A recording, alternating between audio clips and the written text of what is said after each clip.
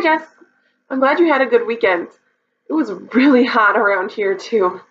But we beat the heat by going to the beach with Nicole and Julie, and we spent Monday at Aaron's grandparents' cottage in Fenville, and it was all so nice, so relaxing, and I really needed that, and it was really sad to see it go. But it was great to have that time off to relax and to hang out with friends and family. I did not see Solo yet, so I'm really excited to see that sometime soon.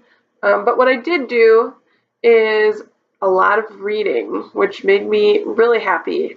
And I read this whole book. It is Their Eyes Were Watching God by Zora Neale Hurston.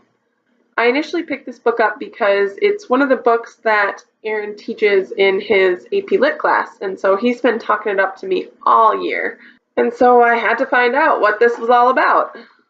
And I am so happy I did because this is a terrific book. After reading just the first few pages, I definitely saw why Aaron and so many other people rate it so highly. The first thing I noticed was her amazing command of language. Her descriptions and metaphors are just bold and vibrant, and they draw you in and you want to know what happens next. This novel follows a girl named Janie Crawford, and she's introduced at first when she's already 40, and she just walks on the scene as this mysterious, elusive woman that everyone wants to know about.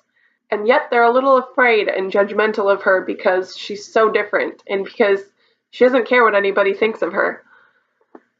And then it goes back to her childhood, and you get to walk with her as she grows and changes and experiences heartbreak and hardship and 3 very different marriages that each shape her in a different way.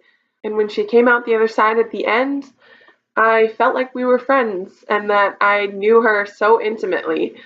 Even though Janie is very different from me, she lives in Florida in the 1900s, she is mixed race. I felt a kinship and a lot of similarities with her, especially with her desires in life. When she's young, all she wants is to fall in love and have that perfect, beautiful relationship. But when she gets married, she finds she has other desires, such as being her own woman and thinking her own way and living without needing another person to give her life value. And when she's alone, a lot of people have a problem with that.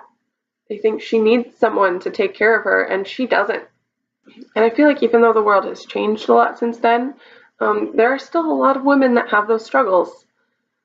There are plenty of women that want to make their own way in the world, or make a difference, or do something big, or just live independently, and they're always told, you can't do that as well as a man.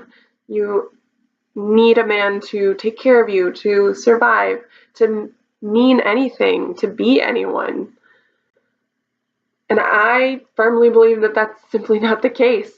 Something I found in the introduction to this book, and something you'll probably find if you ever look up Zora Neale Hurston, is that she was not as popular when she was alive as she is now, because a lot of the Black writers at the time thought she should be more radical, more progressive, that she didn't write about Black issues as much as they wanted her to.